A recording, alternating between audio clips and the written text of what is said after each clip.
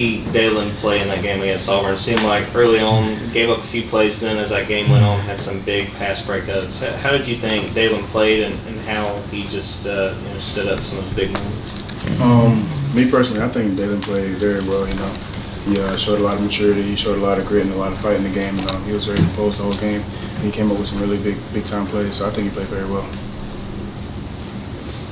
Yeah, watching the Kentucky-Florida game, it seemed like Kentucky really wanted to try and out-physical the Florida cornerbacks, especially downfield and things like that. How does Georgia prepare you guys to be physical in terms of both tackling and holding up and making plays at that point of the game? I just say, that's just something that we practice every day, just being physical. That's something that we pride ourselves on at Georgia, just being physical at all phases, in our team. So just honing in on everything that we've been working on all year, and just focusing on the game plan and just locking in on whatever it takes to win. You just talked about Dalen there, but we saw Julian Humphrey on a couple drives. What does it mean to have a guy like him that can come in and provide meaningful drives if you or Dalen need to come off for a second? It feels like you guys haven't really had a guy like that to be able to do that these past few years. It's a really good feeling, just to know that you have guys that are able to play in. Just if a guy goes down, next man up, nothing will really change because at all phases, guys are locked in and understand the game plan and are willing to do anything for the team.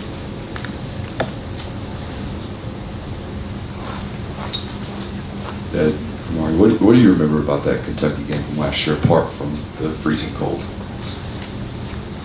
It was so cold. I'm just glad it's not going to be that cold this year. But Kentucky's always a super physical game. From the moment I got in here, that's all that we've talked about whenever we play Kentucky. It's going to be a super physical game. So last year was no different. It was very physical, even in the cold. That's the most thing that just pops up in my mind is physicality. You just talk about a defensive back, cornerback in particular role in run defense. Obviously, number one, you got to make sure and have guys covered. We know that safeties are heavily involved with run fits, and filling gaps in there. What about cornerbacks? What is your chief thing, and what kind of run game do you see these guys bringing in here Saturday? Really for the corners, whenever corners are involved in the run game, it's mostly just really about your eyes. Sometimes a lot of teams like the crack, and then the corners have to replace off the crack, and just being able to see the crack and making sure it's not a crack and go and stuff like that, and being able to fit off that and make sure that the running back gets down. Their run game, what's your impression of their Kentucky's run game? Oh, they have a really good run game. They have a really good O-line, really good backfield. Guys who can make a couple people miss, guys who can run through the tackle. So it's going to be a very good game. Yeah, everybody always talks about how physical Kentucky is. From our perspective, every football game looks physical, right? So from your perspective, what makes Kentucky so much more physical than the other teams y'all play on the schedule? I just think that's something that Kentucky prides themselves on, is just being physical. At the line of scrimmage, they pride themselves on running the ball first, or run first team. So if that's something that you pride yourself on, then that's what you're going to really focus on. We talked a lot about physicality, but I feel like just from a visual perspective, you've kind of demonstrated yourself as one of the most physical corners in the league. I know you've laid some pretty big hits on some guys that I know you yourself would be pretty proud of. How important is that in maybe facing a team like Kentucky that they themselves is so physical?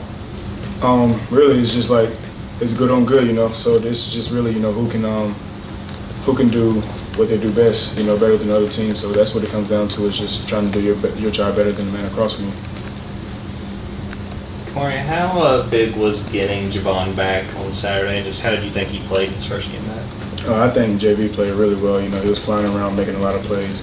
It's always good to see him back. He fought back from injury. He came back a lot earlier than a lot of people expected. And just to see him out there, being able to play and do the things he loves, it's just a great feeling.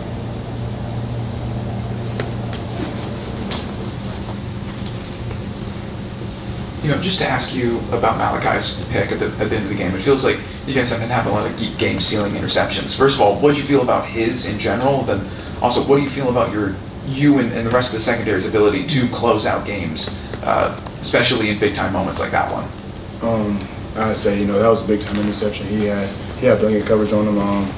But I'd also say, it was really the whole defense working together, because without the rush, the quarterback wouldn't have been airing, and he wouldn't have, throw such a awkward pass. So it was just really the whole defense working in in tandem, you know, rushing coverage working together, and we were able to get the big end of the game. Yeah, Kamari, I think Auburn only had like 6 or 7 pass attempts in the first half last week. Devin Leary only had 9 total pass attempts last week in their football game. When you go up against a matchup where you know, hey, the opponent's going to be running the ball majority of the downs, is there a different mindset? I mean, you're a corner. You're there to cover normally.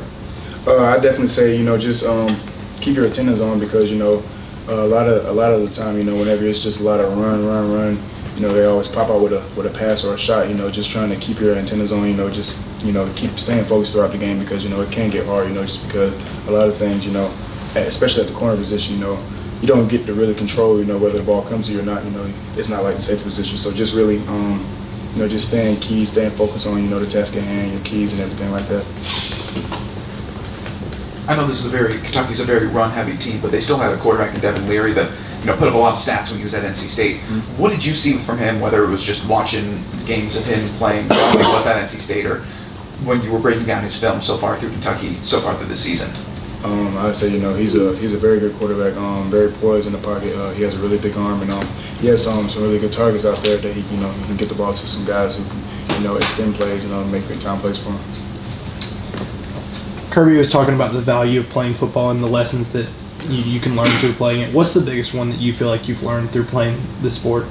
The biggest lesson I've learned from playing football is just, I say it just taught me how to be consistent, you know, be consistent in my work ethic, be consistent in, you know, the way I prepare every day and, you know, how I approach every day. So I say, you know, the game of football has taught me how to be consistent because especially at this level, you know, you have to come in with the same workman's mindset, you know, every day just to get to the point where you want to be.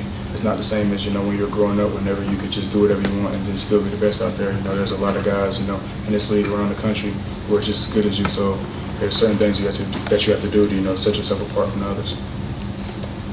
We got a chance to talk to Brett Thorson a little bit. What has it been like seeing him, you know, having him on this team, and also what kind of weapon is he that can, you know, flip the field and put you guys on defense in such a good position consistently? Brett is great. Thor, he's super funny for one, and he just brings like a different energy, like that Australian energy. You know, we never had that before. But you know, he's a really big time weapon on special teams. You know, he's able to create a lot of momentum plays for us. You know, with all the punts that he, you know, downs inside the 10. You know, it helps us out tremendously. So me personally, I'm super grateful for him because, you know, I'd much rather, you know, the offense start on the 2-yard line than like the 25. So I'm really appreciative of Thor. Let's take 2 more questions.